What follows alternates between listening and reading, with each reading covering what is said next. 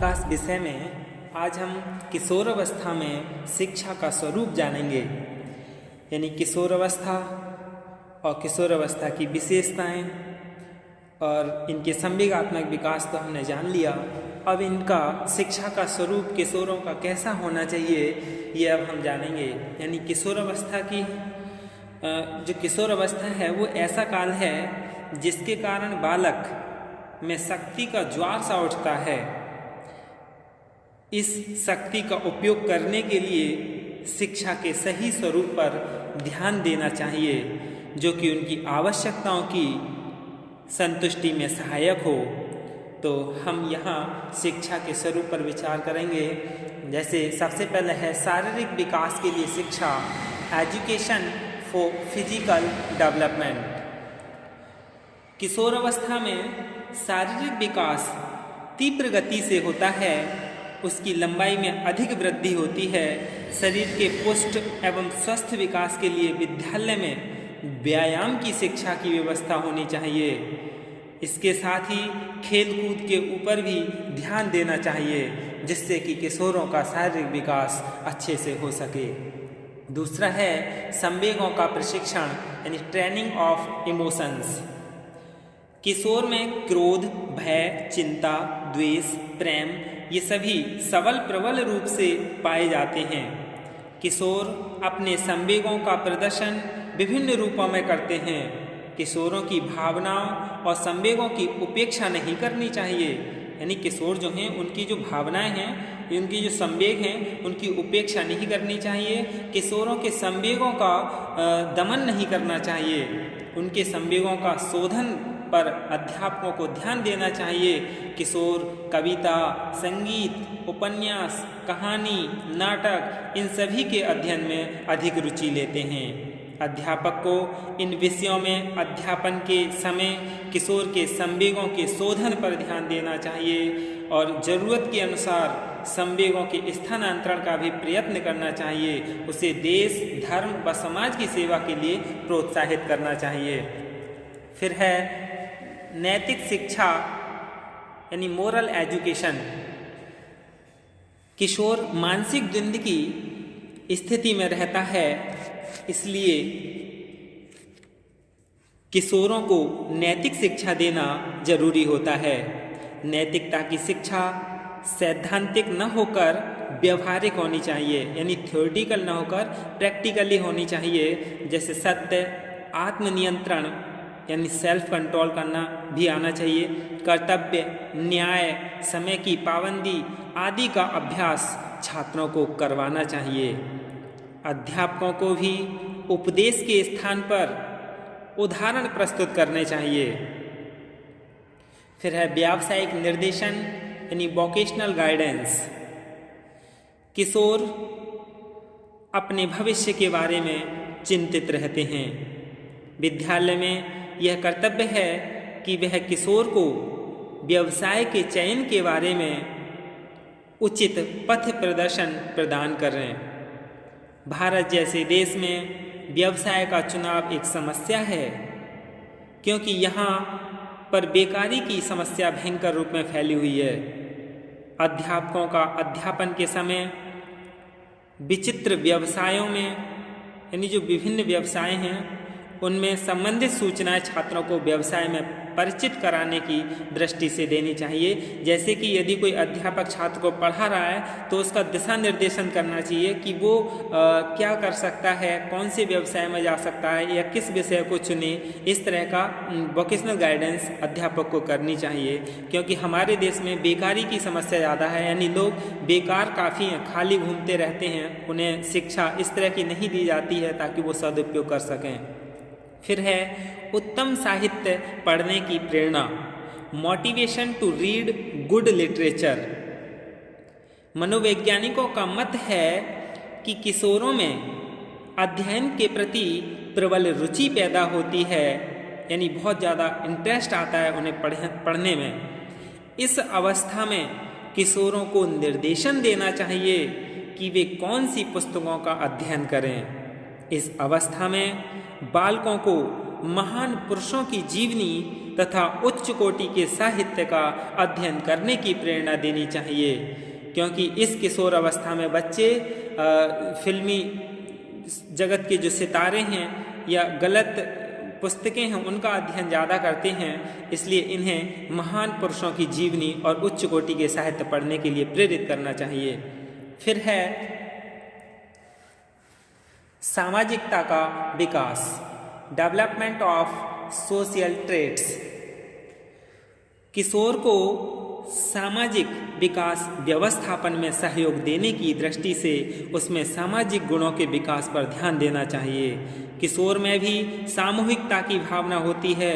विद्यालय में सामूहिक शिक्षण पर अध्यापकों पर बल देना चाहिए। इसके द्वारा उनमें स्नेह, सहयोग, सहकारिता आदि गुणों का विकास किया जा सकता है। प्रोजेक्ट विधि के द्वारा अध्यापक किशोरों में उत्तरदायित्व की भावना का विकास कर सकता है।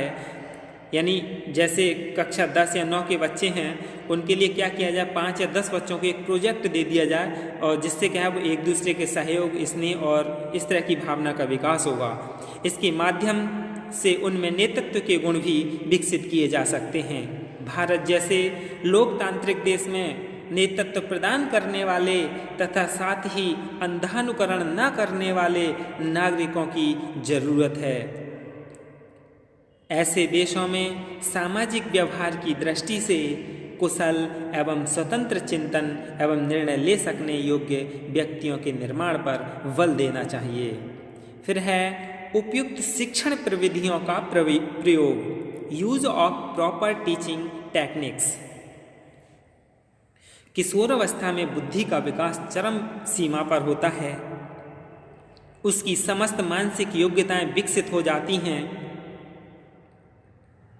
इसलिए अध्यापकों को ऐसी शिक्षण विधियों का प्रयोग करना चाहिए जिनमें छात्रों को स्वयं परीक्षण, निरीक्षण, विचार और तर्क करने की शक्ति का अभ्यास करने का अवसर मिल सके। इस अवस्था में भी करके सीखने पर जोर देना चाहिए। यानी बच्चे स्वयं करके जो सीखते हैं उस पर ध्यान देना चाहिए। किशोर की कल्पना शक्ति भी विकसित होती है। यानी वो इसी अवस्था में किशोर ख्वाबों में खोए रहते हैं। यानी कल्पना शक्ति का भी ज़्यादा विकास इसी अवस्था में होता है। यानी कभी कभी तो किशोर रास्ते में चलते हुए अपने ख्वाबों में करोड़पति बन जाते हैं। इस अवस्था में अध्यापकों को अपने शिक्षण में उसका भी उपयोग कर सकता है, यानी शिक्षण विधियों का। किशोरों को आत्म प्रदर्शन का अवसर देना चाहिए। इसके लिए विद्यालय में पाठ्य सहगामी क्रियाओं के संगठन पर ध्यान देना चाहिए। फिर है आत्म शासन एवं आत्म नियंत्रण, यानी self discipline and self control. किशोरावस्था में अनुशासन ऊपर से नहीं थोपना चाहिए। किशोर अपने ऊपर नियंत्रण करने के विरोध में विद्रोह करते हैं। यानी देखा होगा जो किशोर हैं उन पर आप ज़्यादा दबाव दें, ज़्यादा अनुशासन थोपें तो वो क्या करते हैं, इसका विरोध करते हैं और अनुशासनहीनता की समस्या पैदा करते हैं। किशोरों को स्वशासन के लिए प्रेरित करना चाहिए। विद्यालय में अनुशासन समिति गठित करके उसमें छात्रों के कुछ प्रतिनिधि भी रखने चाहिए। कॉलेज में जितने कार्यक्रम या उत्सवों का आयोजन हो उनका प्रबंध छात्रों के हाथों में होना चाहिए। ऐसा करने में उनके दायित्व की भावना विकसित होती है तथा वे आत्मनियंत्रण करना सीख जाते हैं। अध्यापकों का व्यवहार यानी बिहेवियर ऑफ टीचर्स। अध्यापकों के व्यवहार का किशोरों पर बहुत बड़ा प्रभाव पड़ता है।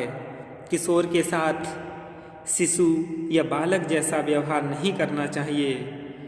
अधिकांश माता पिता और अध्यापक किशोरों को बालक ही समझते हैं। ऐसे व्यवहार से किशोरों को चिढ़ पैदा होती है। अध्यापक को किशोरों के साथ वयस्क जैसा व्यवहार करना चाहिए। उनको किशोरों के साथ प्रेम तथा सहानुभूति का भाव रखना चाहिए। ऐसा करने से किशोरों के सांवेगिक विकास में स्थिरता रहती है और किशोरों को काम करने की प्रेरणा मिलती है। किशोरों में सामाजिक व्यवहार की दक्षता भी बढ़ती है। फिर इसके बाद है यौन शिक्षा, क्योंकि ये तो सबको पता है कि किशोर अवस्था में जो काम प्रवृत्ति है वो ज्वार सी आती है। यानी किशोर की अनेक समस्याओं की जड़ काम प्रवृत्ति ही होती है। इसी कारण किशोर के संवेग, व्यवहार, रुचि आदि में अस्थिरता रहती है। यानी पता ही नहीं चलता कि ये कब रोने वाला है, कब हंसने वाला है, कब क्रोध में आने वाला है, कब लड़ाई झगड़ा करने वाला है। इनकी संवेग अस्थिर रहते हैं। विद्वानों का भी विचार है कि किशोरों के लिए यौन शिक्षा की व्यवस्था होनी चाहिए। यौन शिक्षा द्वारा किशोरों में काम के प्रति स्वस्थ दृष्टिकोण पैदा करने का प्रयास करना चाहिए। यौन शिक्षा को 2 बिंदुओं पर मतभेद है।